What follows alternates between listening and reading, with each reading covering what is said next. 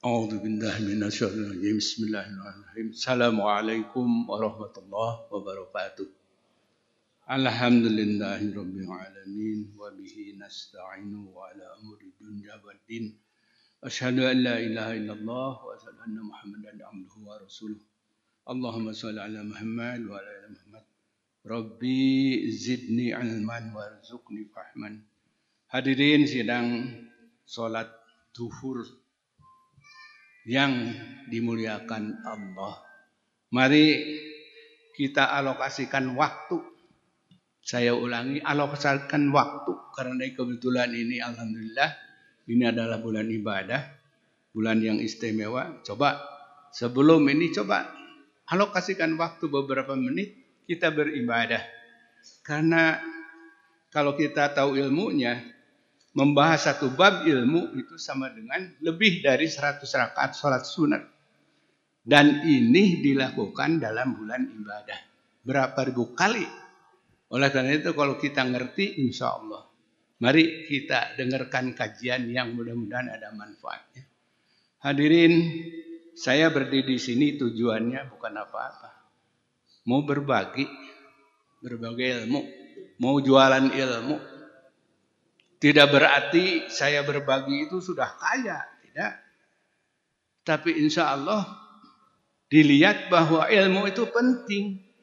Saat kita butuh, nah di situ walaupun hanya segelas aqua, pada saat kita kehausan, insya Allah itu bermanfaat. Sekalipun dia itu mampu berbeli bergalon-galon aqua. Jadi oleh karena itu saya mencoba siang ini, kebetulan ini hari pertama ini. Insya Allah DKM akan menyelenggarakan kajian-kajian rutin. Ini pertama kali supaya ngerti dulu apa program DKM ini dalam rangka bulan ibadah ini. Salah satu adalah kajian. Sesudah kita sholat, kita kajian.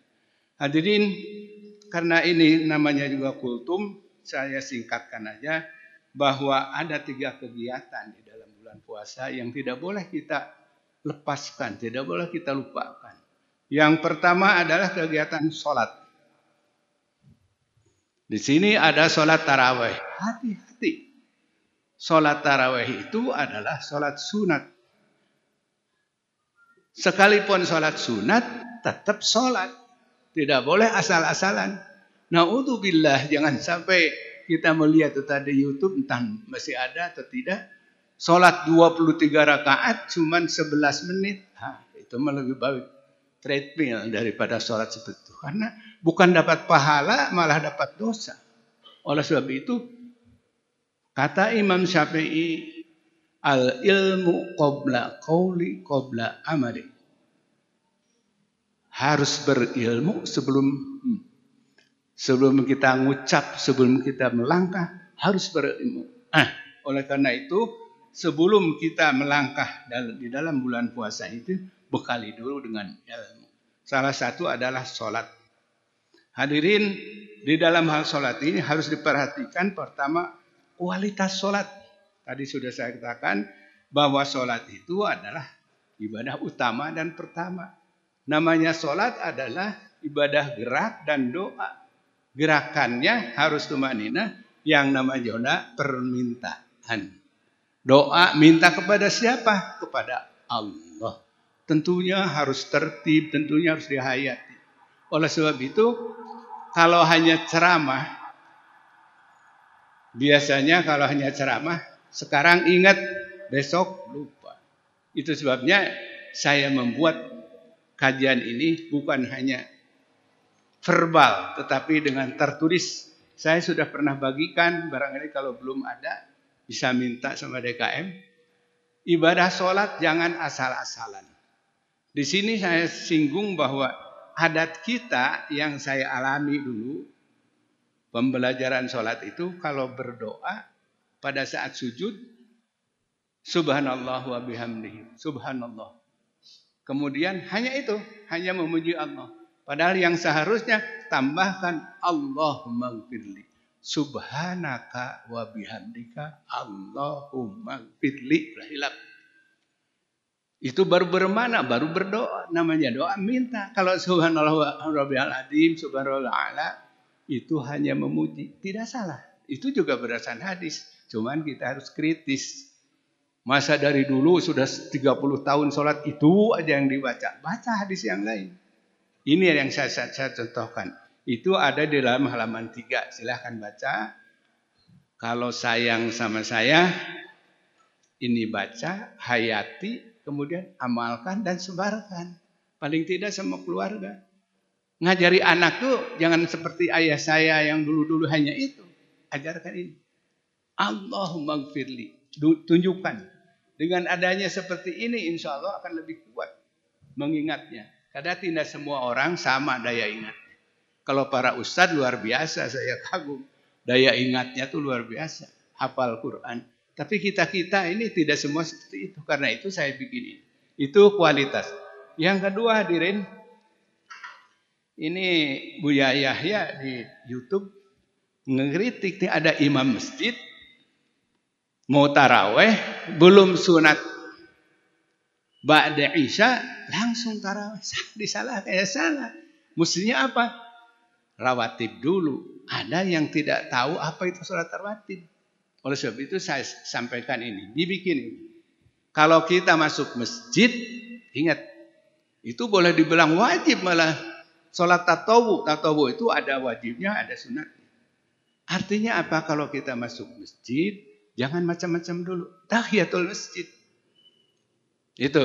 Kalau kita ngerti, oleh karena itu saya bikin leaflet ini. Salat sunat rawatib serta 3 sunat lainnya. Salat sunat rawatib itu ada 10 rakaat. Ada 12 rakaat. Boleh, dua-dua sama.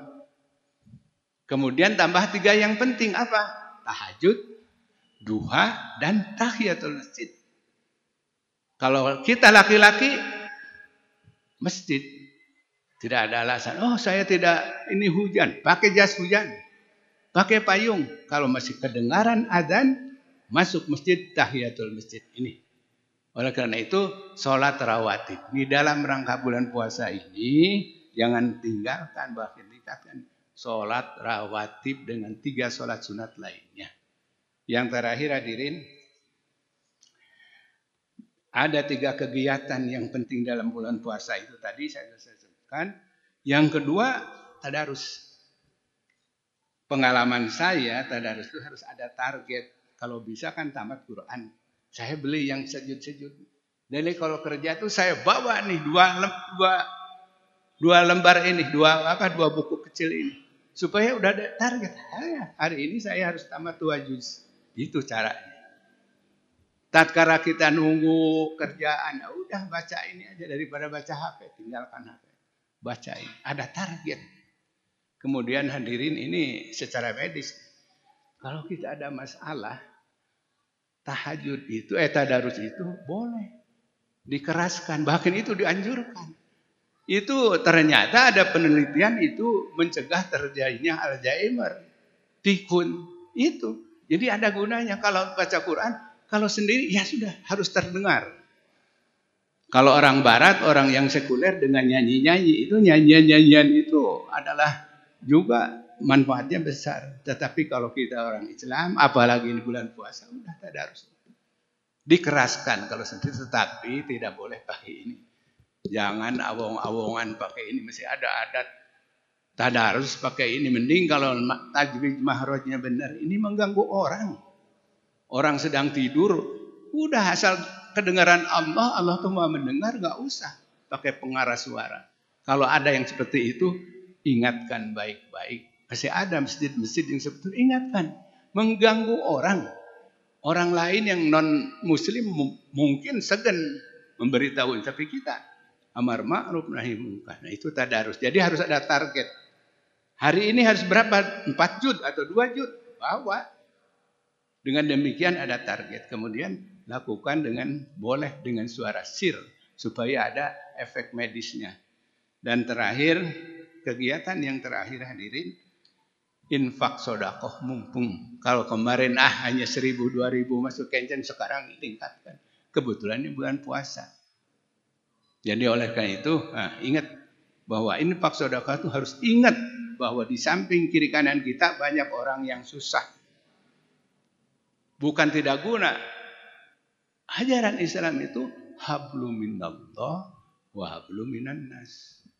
Kita tahajud, kita puasa, tapi tidak ingat tetangga yang miskin. Nah, itu sama dengan mendustakan agama. Oleh sebab itu di dalam rangka bulan puasa ini tingkatkan sedekah ini. 3 amalan yang pahalanya tidak habis-habis. Yang pertama puasa. Yang kedua sabar. Yang ketiga pemaaf. Memang berat. Kenapa? Karena semuanya itu dipengaruhi syaitan. Aduh, kalau orang sudah zolim sama kita, kemudian kita harus memaafkan, berunding dengan harga diri. Ya kan begitu? Kenapa? Karena dalam harga diri kita ada syaitan. Lawan. Dalam bulan puasa ini syaitan itu selalu mendengarkan ceramah hoream. Tadarus hoream. Tarawih semua hoream semua. Tarawih hanya 10 hari pertama penuh. Sudah itu hoream. Kenapa? Fujuroha wa taqwa. Karena dalam diri kita itu memang ditiupkan, memang ada unsur setan, ada unsur malaikat. Kita lawan. Bismillah. Dengan iman bahwa kita hidup tidak selamanya. Insya Allah dengan iman, dengan ilmu kita amalkan. Terus amalkan. Dengan amalkan yang asalnya ikut-ikutan, insya Allah ibadah itu lama-lama menjadi butuh. Sama ibadah itu butuh. Kalau kita butuh kemanapun dikejar.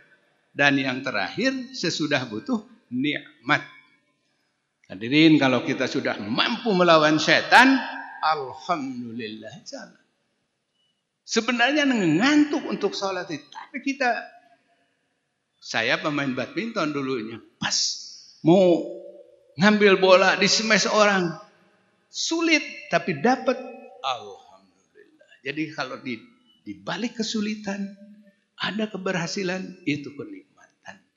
Intinya bahwa kalau kita sudah punya iman yang benar, takwa yang benar, insya Allah untuk ibadah datang ke masjid tidak usah disuruh-suruh lagi.